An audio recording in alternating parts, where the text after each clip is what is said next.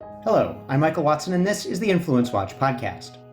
You've undoubtedly heard the name George Soros, but what do you actually know about the man and his philosophy?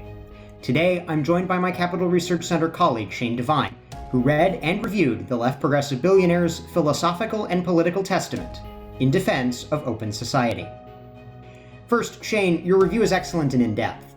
If you could, just to frame this exercise, tell us why it's useful to try and understand someone like George Soros, who will be an adversary of most of the things conservatives and market libertarians believe, in his own words and his own philosophy. Thanks for having me on, Mike. Well, I think Soros is particularly important because, unlike many other billionaires and millionaires involved in progressive and left-wing politics, Soros has created an empire out of his nonprofit work. What I mean by that is he doesn't like to put his money into a charity and just leave it like that.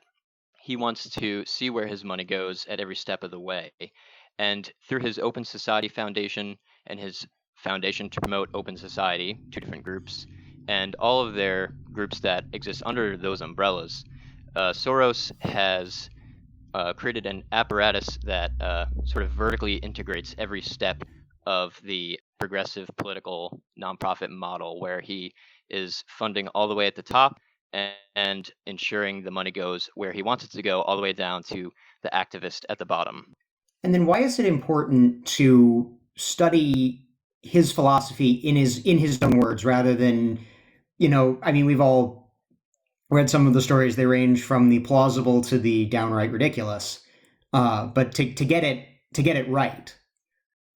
Well, I think Soros, according to his book, is particularly influenced by the philosopher Karl Popper. He, unlike other progressive leaders, he is really a reader, it seems. He really, truly, genuinely believes that Karl Popper's philosophy has not only shaped his entire political outlook, but also made him rich. He thinks that Popper's theory of reflexivity has greatly helped him in the market as an investment banker, as a So trader, etc. how does that reflexivity differ from the classical rational market theories that tend to be held by conservatives and market libertarians? Right. Well, reflexivity comes from Popper, but Popper only used it in epistemology when discussing knowledge and theories of science. Yeah, Soros epistemology applied it. is the philosophy of how we know what we know. Right. So Soros took it out of that abstract realm and applied it to the economical and the political. Now, classical economic theory, Adam Smith, Ricardo, and the neoclassical economists of the 20th century who followed up with those theorists and are the backing of much conservative and libertarian policies in the present day. That whole tradition believes that the human is fundamentally a rational creature and that the economy is guided by an invisible hand, that things tend towards equilibrium, and even if things look crazy in the day to day, eventually things sort themselves out.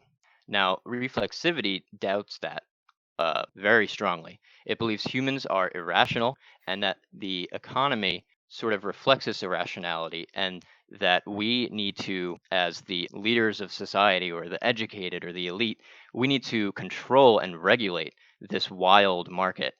We can't have trust in the system. We cannot believe that we cannot take a laissez-faire approach and allow it to reach the desired end. We need to take an active, practical approach to regulating and directing it towards what we want.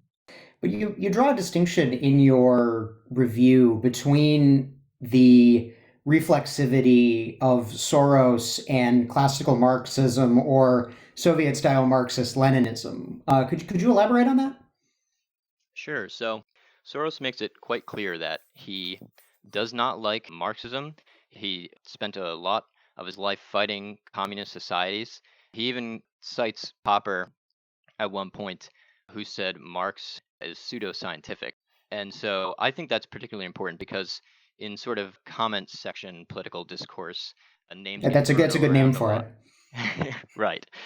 Names get thrown around, such as, Soros is a communist and He's wants a communist vision for society.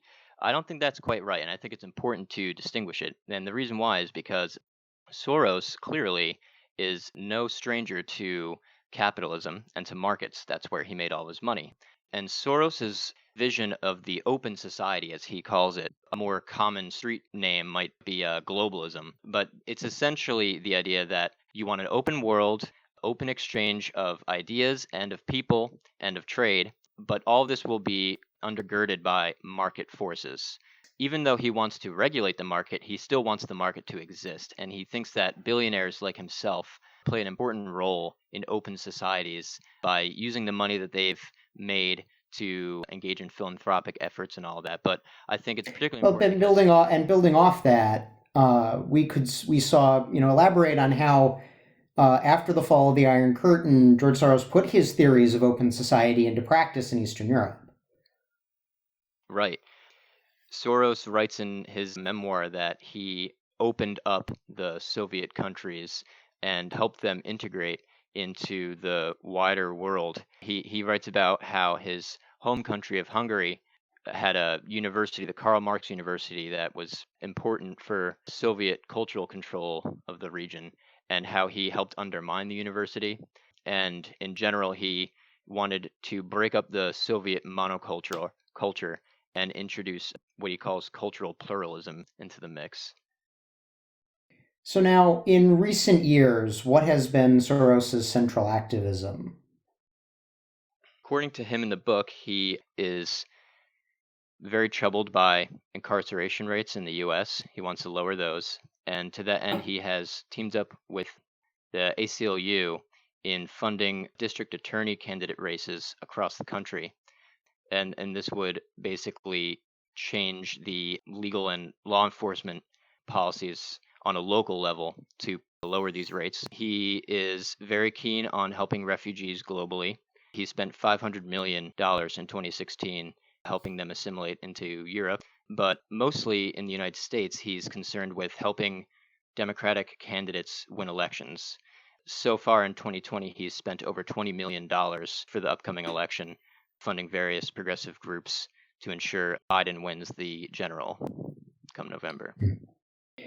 And then, so knowing what we know now about Soros on his own terms, the way he looks at the world, the way he looks at himself, how can conservatives and market libertarians respond, in your opinion? Well, I think there's two ways. We can take him culturally or we can take him on economically. More common good style conservatives or nationally minded conservatives will be more prone to attack him culturally and sort of argue that his efforts to undermine monocultures or national identity in various regions of the world hurt rather than help, and that his policies But surely might there in is an fact interest. Surely there is an interest in protecting minority rights and in protecting both ethnic, religious, and other social minorities' position in society. Of course, no doubt about that. But such a perspective could argue that Soros is actually hurting minorities and hurting religious and ethnic minorities by creating so much racial strife and so much religious strife in doing what he does.